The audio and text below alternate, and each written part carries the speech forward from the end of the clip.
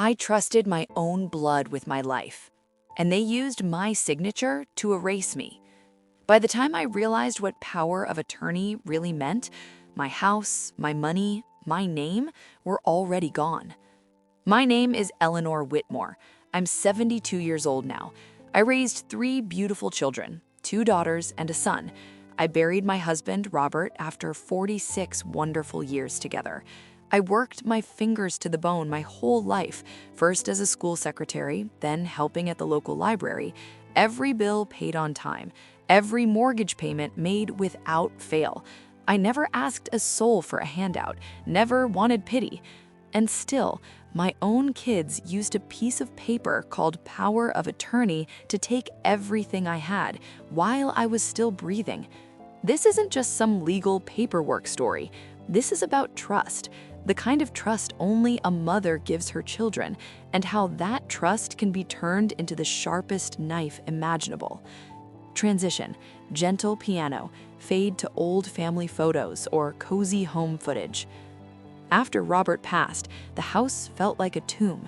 Same walls we painted together in '78, same kitchen table where we ate breakfast every Sunday for decades, same worn armchair where he'd sit with his newspaper, glasses slipping down his nose, muttering about the headlines. I didn't cry in front of people. I didn't want anyone fussing over me. I just wanted quiet, peace, to live out my days in the home we built. But then my kids started coming around more. At first, it felt nice. My eldest, Sarah, she's always been the responsible one, would drop by with casseroles. "Mom, you shouldn't be alone so much." My son, Michael, fixed the leaky faucet in the garage without me even asking. My youngest, Lisa, brought the grandkids over on weekends. Laughter filled the rooms again, toys scattered on the floor, the smell of coffee and pancakes. I thought, this is what family is supposed to do.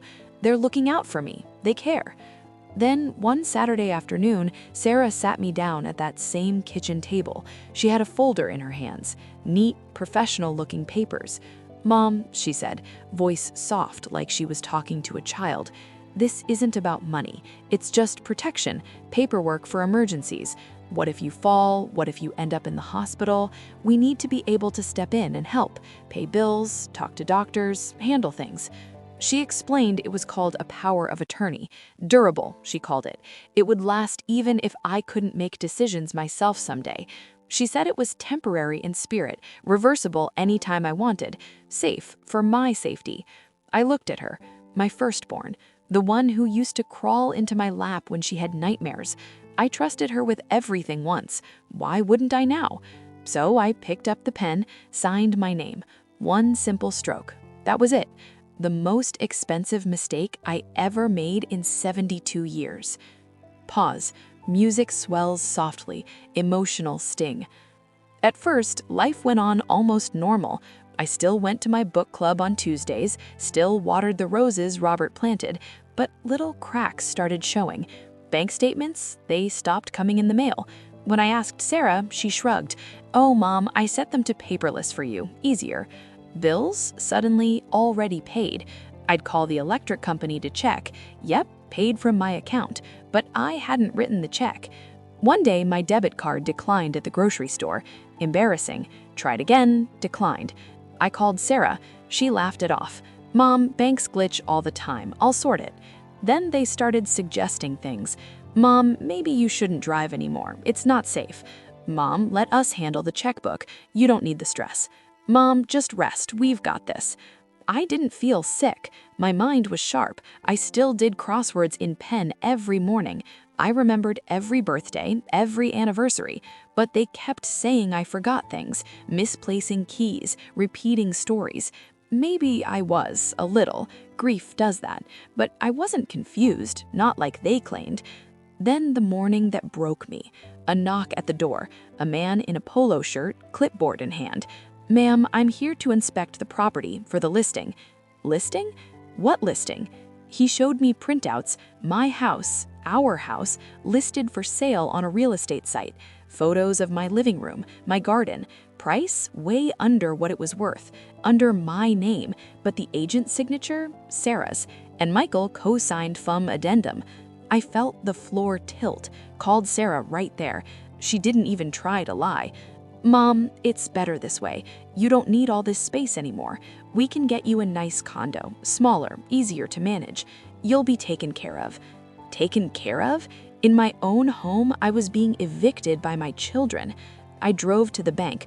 First time in months I'd gone alone. Told the teller I wanted to see my balances. She looked uncomfortable. "Ma'am, you're no longer authorized on these accounts. Your agent has control now." Agent. That word hit like a slap. Next, a lawyer's office downtown. Old building, creaky stairs. The attorney listened quietly, asked one question. "Did you sign a power of attorney?" I nodded. His face changed, mixed with pity, mixed with something harder. "Then legally, they control everything. Bank accounts, investments, property, even medical decisions. As long as that document stands, you're sidelined." Sidelined. Not broke, erased. Emotional peak. Voice cracks slightly in narration. They didn't stop at suggestions anymore. They told my sister I was confused and shouldn't be bothered. Told neighbors I was unstable, better left alone. Told doctors I was forgetful, got notes in my file saying early dementia. They took my car keys, said it was for my safety, limited my phone, said I was getting too many scam calls, started opening my mail, redirecting it. I became a guest in the house I'd lived in for 50 years, a shadow. I felt invisible, trapped, like my life was slipping through my fingers and I couldn't grab it back. One night, I couldn't sleep, sat at the kitchen table in the dark, started writing everything down. Dates, conversations I remembered, odd withdrawals I'd overheard. Then I got brave, snuck onto the computer when they weren't around, found emails between Sarah and a realtor, transfers to accounts I didn't recognize, even a fake doctor's note claiming I was incompetent, dated months earlier. They'd gone too far. This wasn't help, this was theft. I reached out quietly, found a new attorney, older gentleman, no nonsense, sharp eyes. He read my notes, looked at the documents. "This isn't caregiving," he said. "This is exploitation, elder financial abuse. We can fight this." We gathered evidence, bank records, he subpoenaed them, emails, witness statements from neighbors who saw how isolated I'd become, medical records showing no real dementia, just grief and stress. We went to court, challenged the power of attorney. The judge, a woman about my age, listened, looked at Sarah, asked one simple question. "Why was the house listed for sale without your mother's consent?" Sarah stammered, couldn't give a straight answer, tried to say it was for Mom's benefit. The judge wasn't buying it. Verdict came fast. Power of attorney revoked, immediately. Assets frozen until returned. Court ordered full accounting. Investigation opened for elder financial abuse, possible criminal charges. My kids wouldn't meet my eyes in the hallway after. Sarah whispered something about being sorry. I didn't respond. I didn't cry. I felt empty, like part of me had died anyway. Resolution. Softer music. Hopeful notes. I got my house back, though I couldn't stay. Too many ghosts, too much pain in those walls. I sold it myself, on my terms. Downsized to a small apartment near a park, planted a little garden on the balcony, roses like Robert's. I read books again, see the grandkids sometimes, supervised visits for now. I don't hate my children. I raised them better than this. But trust? That's shattered. Once broken like that, it never comes back the same. Final warning, direct to camera, serious. So if you're watching this and someone, anyone, slides papers across the table and says, "Just sign, Mom, Dad, it's just in case, for your protection," stop. Read every word. Take it to your own lawyer, not theirs. Ask hard questions, because power of attorney in the right hands is a shield. In the wrong hands, it's a weapon. It can wipe you out while you're still alive.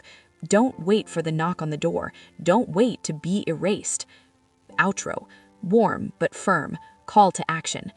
If my story hit you in the gut, you're not alone. Thousands of us go through this every year. Like this video if it opened your eyes, subscribe if you want more real stories, the ones families try to hide, and drop a comment. Would you ever sign power of attorney for your family? Or has something like this happened to someone you know? Share this. Protect the people you love. I'll see you in the next story. Take care of yourselves out there.